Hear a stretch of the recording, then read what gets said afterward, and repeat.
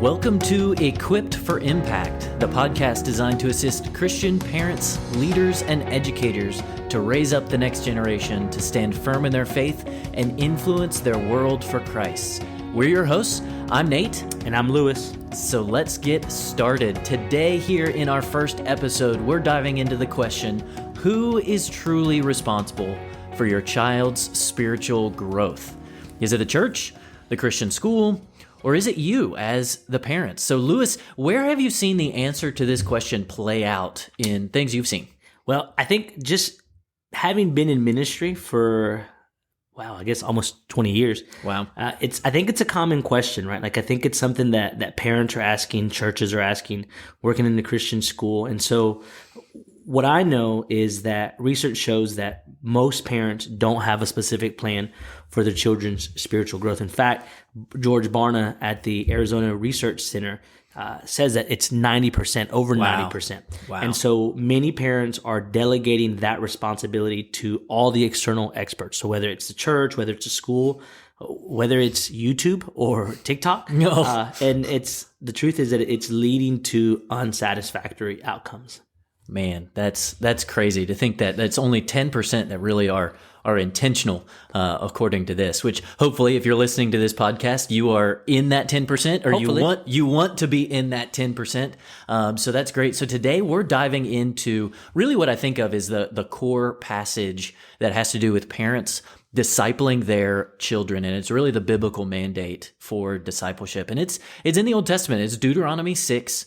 Really think of verses 4 through 9. And so we're gonna explore that today and then pull out some practical ideas and just really discuss the vital role that the home plays in discipling or raising up this next generation. So let's start. I'm just going to read this for us to kind of get started with our conversation. Here in Deuteronomy 6, the children of Israel are at the bottom of Mount Sinai, and Moses is writing to them, and he says this. He says, "Hear, O Israel, the Lord our God, the Lord is one.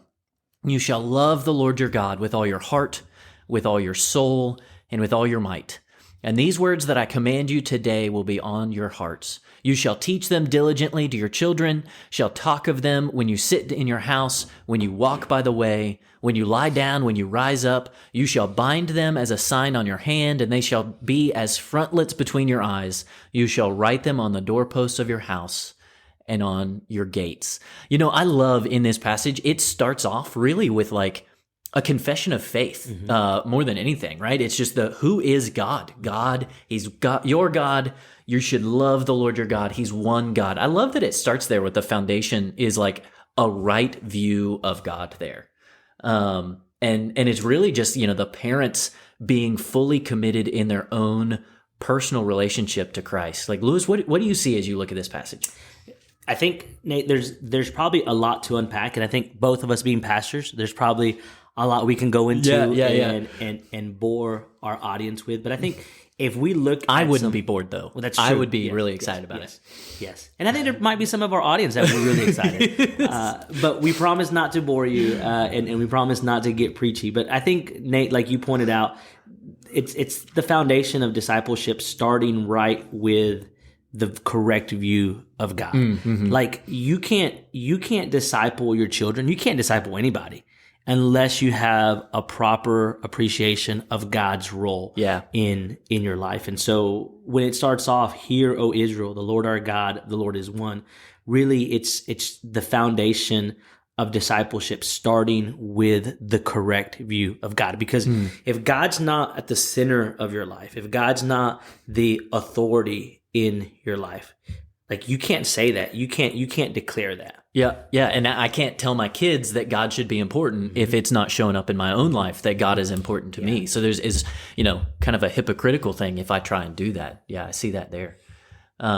And then it gets right to the heart of it, right? How many times does it say heart here in this passage? It's with love God with your heart, soul, and strength. And these words that I command you today will be on your heart. And so really, I think more than anything, it's a heart issue of discipleship. Me focusing on making sure I, as a dad, like my heart is right and my heart is focused on God, and then really trying to to point my children, their hearts to God as well. And so, it's just kind of this discipleship is flowing out of my relationship with God and my heart for him.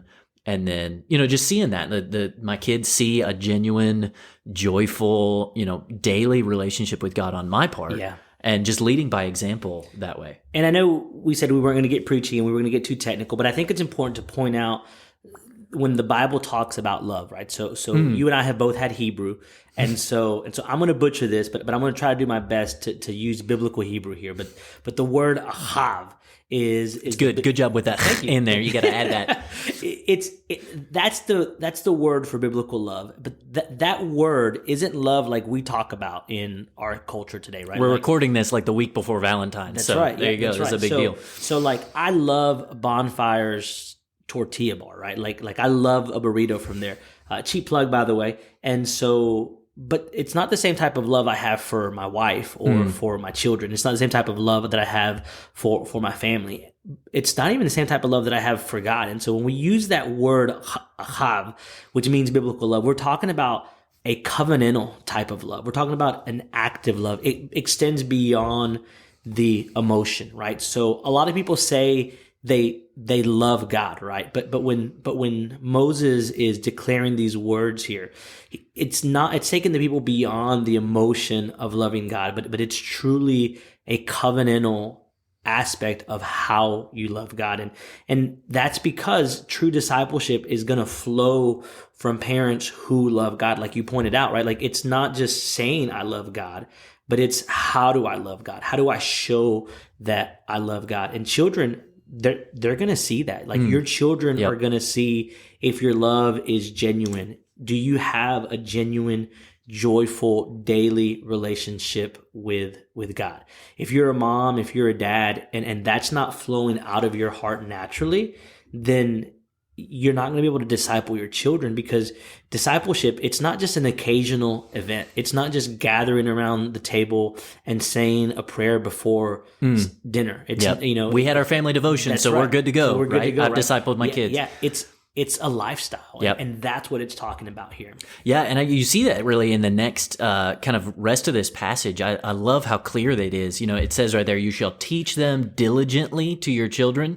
Not to overblow, the Hebrew in that, but that Hebrew word of, teaching diligently, it carries that idea of like sharpening or engraving or repeating. It kind of makes me think about like, if you've got carpet in your house, and you've got those paths that you always walk, like you walk in the house, you drop your keys, you drop your bag, you go wherever you're going, and you kind of like see that path wear down over time in the carpet. It's that path that's been worn down over time of constant, everyday, repetition in the routines of life. And that's exactly what this passage talks about. You're teaching it diligently to your children, this love for God with heart, soul, mind, and strength. And you do that every single day, and it just lays it out, right? Your faith should be woven into daily life, right? It's not just Sunday. It's not just, every night when we have family devotions, which I think you should have family devotions, frequently, if not every night. But it's that you sit, talk of them when you sit, when you lie down, when you walk by the way, when you rise, if we were to make that modern, do it at breakfast, at the table, do it while you're driving, on your way to church, on your way home from church, on your way to school, while you're going to ball games, whatever. All these times, it's the rhythms of your life that really point our children's hearts to God. And so you're going to wear down over time that constant repetitive motion of just wearing that groove of faith into their life. And it's just, your home is going to be saturated with God's truth. And I just love that image of constant repetition there. Dr. Glenn Schultz, in his book, Kingdom Education, and also one of his books that just builds off of that, he uses that analogy there about sitting, walking, lying down, and then rising. And really the way he summarizes is that it's simply just all the time. Right, like it's not a literal like when you sit down or when you walk or when you're lying down, you're rising, but really it's the fabric of your life, and I think that goes really nicely into the next part of it, which says bind them as a sign. Write them on your house and Now, my gates. mom would cross stitch, and she would have stuff, Bible verses cross stitched and hung in the house. Is that what this is talking about? Well, no, but I think it does serve a really good example. So, like in the fall, we decorate our house. My wife is one of those wives that decorates like for the seasons, right? So we have our fall, we have our winter, we have our spring, and we used to have this sign that we would put out at the beginning of football season every year, and she would hang it on the door, and it said, Florida State Seminole fans live here, or something like that. It was something that we would put out, and everybody that drove by. No Gators allowed. No Gators allowed. Okay, That's good. right. No Gators, no Hurricane, no Wolfpack. Right? Like it was Florida State fans. But everybody that drove by or that came over saw that sign. Yep. And it was obvious to them. Like they knew going in that house was filled with people who love Florida State. And so I think that when it talks about buying them as a sign, writing them on your house and gates, really is like it should just be a natural outflow of who you are. Like when people meet me, it doesn't take long for them to find out things that are important to me. My family, Florida State football, Christian education, ministry. Bonfires. Yeah, absolutely. Yes. And so when you have a 5-minute conversation with me, you're going to learn those things because it's just a natural outflow. And so what this is talking about is that our homes should be saturated with God's truth. Now, if that means that you're cross-stitching and putting signs on your wall, that's fine if that helps, right? Yeah. But I think it really extends beyond what people are seeing in your life. That's a natural outflow of who you are, because even in those things that we don't think of as teaching moments for our children, they begin to shape our children's hearts. So how we react to negativity, how we discipline our children, what we listen to, what we watch, what we read, all of those things are a sign to our children of what's important. I know this sounds cliche, and I've heard it several times, but it's very true.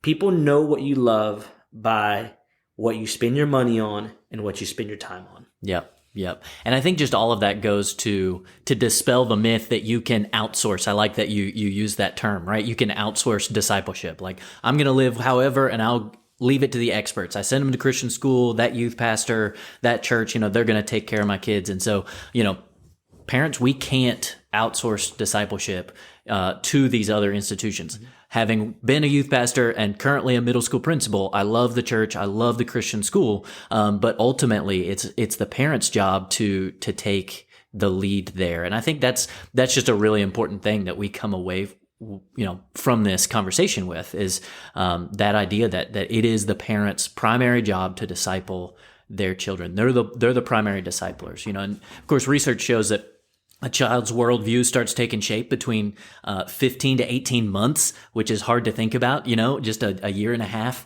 And it's largely in place by age 13. And after that period, it's just significant changes in worldview are uncommon unless there's a major event. Like maybe somebody grew up unsaved and God miraculously saves them later in life. And obviously that's going to trigger some major worldview shifts. But on the whole, after 13, that worldview is fairly established. It's mostly established. So, parents, we've got a big responsibility to disciple our children there.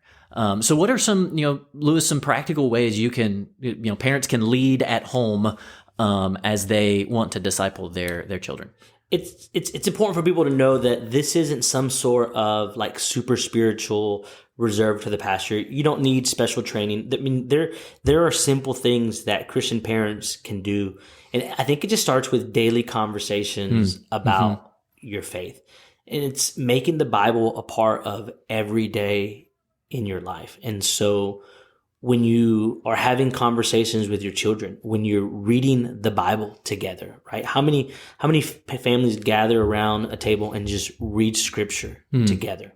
And how many parents are asking their children, what did you talk about in Bible class today? What did you learn in Sunday school today? What do you think about the preacher's message on Sunday morning? Or maybe even just parents talking about their own faith, right? Like, just expressing to their children maybe what they're reading. Hey, in my devotion today, I read this, or in my quiet time, I read this, or what are you reading in your quiet time? Yeah. I think that comes back to this just modeling the faith too, right? It's the classic saying, more's caught than taught. And so just modeling that for our children, we already said that, it starts with me and the outflow of my love for God. And so that needs to flow out. So just modeling that, your kids see you taking notes in church. You are having those conversations, and they recognize you're paying attention too. And that's really big. I think another thing is family devotions and family worship. We've mentioned that several times already, but there's a reason it's such a common thing that people think about devotions when they think about discipling at home, is because that is big. Have those family moments at home where you're reading the Bible, where you're praying together, asking each other, hey, what can I pray for you for? And worshiping together. That could be, like the family worship at home, where you're just maybe singing songs while you're, cleaning up the kitchen or something, or the actual, let's sit down and have a devotion together. But even worshiping at church, families that sit together and worship together, your kids see you, and you may not be able to sing on tune, but you're singing with the praise team, And so I think that's a big thing. Is there anything else, Louis, you can think of with practical ways to lead at home? Nate, I just want to add to the family worship and devotions. Yeah, go for it. Dr. Josh Mulvihill from Renew a Nation, he says that we should make a time of family worship a priority, and maybe you can't do it every day, but you could start with once a week. Yep. So our church, we don't have Sunday night service throughout the year. And so one thing we've tried to do over the years is find a way to worship as a family in our home. And it gets harder as our girls get older, because they think it's cheesy. They think, obviously I can't sing really well. And so we used to listen to a song. We used to talk about that. But it's one of those things where you don't have to start big. Maybe it just means listening to your favorite hymn, listening to your favorite worship song as a family, and just talking about it. But Josh Mulvihill, he says, make it a priority. And I think also when we talk about discipline, so when we are disciplining our children, we are discipling through discipline. And so using correction as an opportunity to point children to Christ. So I grew up in a very different era. My parents were very different. I wish my parents would have had some of this information as I was growing up, because I didn't get it. Yeah. And so one of the things I've tried to do in my family as the father is, when I correct my daughters, that I connect it back to discipling their heart, so that they understand that if there's a time that we need to use correction, that we need to discipline them, it's not just coming from willy-nilly, or I'm just doing it because I'm a strict dad, or because this is, it's not just punitive, you offended me, so now I'm getting back at you in discipline. No, it's corrective. Yeah. That sounds a lot like Ted Tripp when his book Shepherding a Child's Heart, right? He talks a lot about the correction and the discipline, but that's ultimately as a shepherd to point our children's hearts back to Christ there. So obviously we've mentioned the role of the church and the school as well, and obviously neither of us are against that. And I think the next couple of weeks we're going to hit those in our podcast as well. The next couple of episodes, but it's important. We've mentioned that you're there, you're discipling your children, but that's in connection with the church, who's going to support and equip you as parents.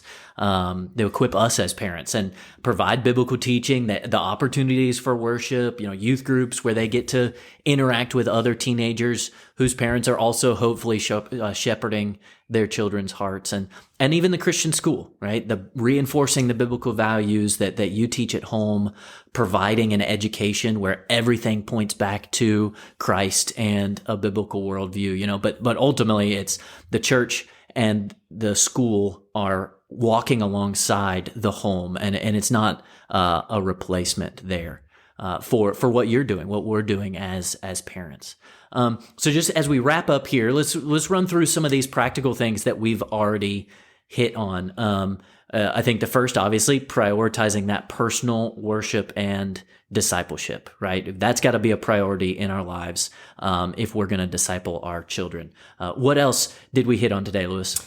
We didn't really hit on this too much, but I think it's important to connect back to it, is finding a church that equips parents. Oh, yeah. So parents, as you're listening to this, is your church making discipleship at home a priority? Is your pastor, is your youth pastor, are they talking about discipleship in the home? Because you see, churches, they're going to be powerful tools in discipling your children, but they have to support what you're doing as a parent. They can't be the substitute. And so make sure that you find a church that is strengthening family discipleship. Are they creating intentional opportunities for you and your family to disciple the parents, to disciple the children, for mom to disciple the daughter, for the father to disciple the son, and to spend time in that, because that's important. Because if you don't have a church that's equipping you, then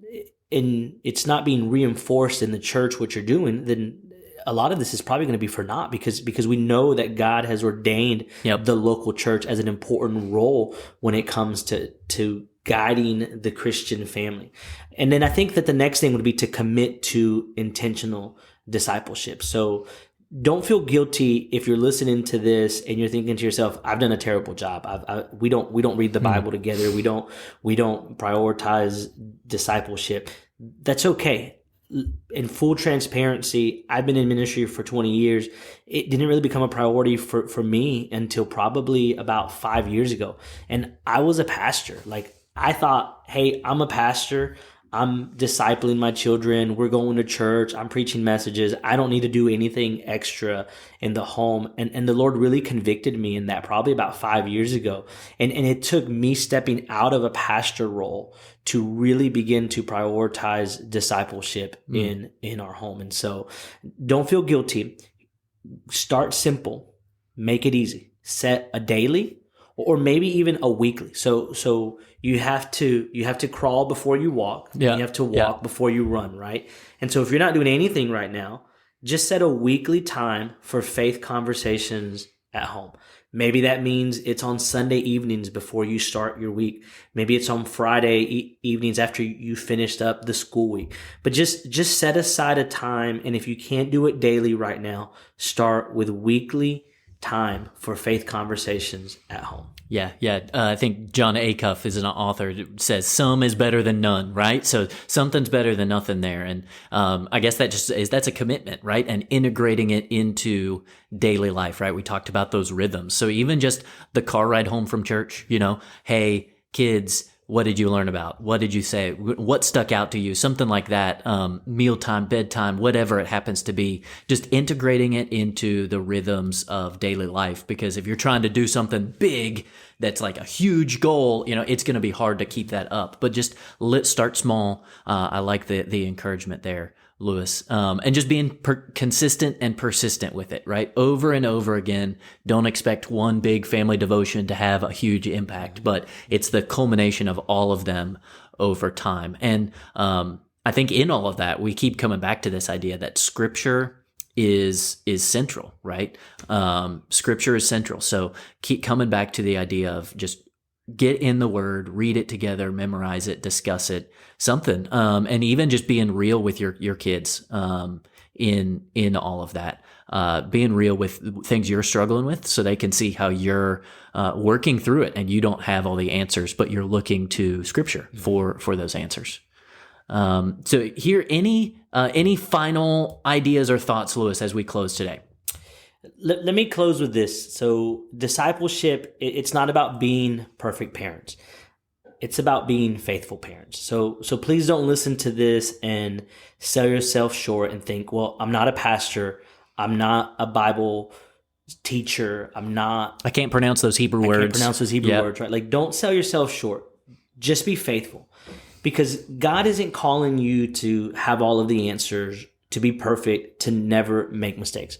He's calling you to be faithful in pointing your children to Christ. And so as we looked at Deuteronomy, 6, verses 4 through 9, we're reminded here that everyday moments are opportunities for discipleship. So just like Nate mentioned, whether it's the car ride home from school or the car ride to school, whether it's the car ride to church or to other activities, whether it's bedtime, whether it's just praying together when your children are laying down to go to bed, or simply just modeling a love for God in your daily life. Parents, you are shaping the next generation for Christ. And let me give you a very sobering statistic that I read about 2 weeks ago. I read it on the internet, so I don't know how true it is. Everything you read on the internet's true. Well, isn't that what Abraham Lincoln said? I'm pretty sure he said that. Yes. Yep. Mm-hmm. And so now that we know that, when I read this a couple of weeks ago, it really stung, but it said this. It said 90% of the time that you will spend with your children will be completed by the time they're 18. And I was like, there's no way that's true, because if the average lifespan is into the 80s, but then it hit me. After your children are 18, like once they hit 18, 19 years old, you may spend time with them, but it's going to be limited. They move out, they go to college, they get married. And so 90% of the time that you're going to spend with your children is between the time they're born and the time they're 18. And I was like, wow. And so even small, consistent steps are going to make a lasting impact. So lean into God's grace, trust His word, and disciple your children with faithfulness, knowing that He's going to work through you. He's not calling you to be perfect. He's calling you to be faithful. Awesome. Well, thank you for that. And, discipling your kids doesn't have to be overwhelming. So the challenge here is just start small. If you've not done anything, choose one simple way this week to be intentional in pointing your children to Christ. And if this episode encouraged you, I just encourage you to share it with another parent who needs to hear it. Be sure you subscribe so you don't miss our next episode, where we'll dive into the importance of building strong partnerships between parents, churches, and schools. We'll start with the role of the church. Thanks for joining us today, and until next time, keep leading the next generation to stand firm in their faith and impact the world for Christ.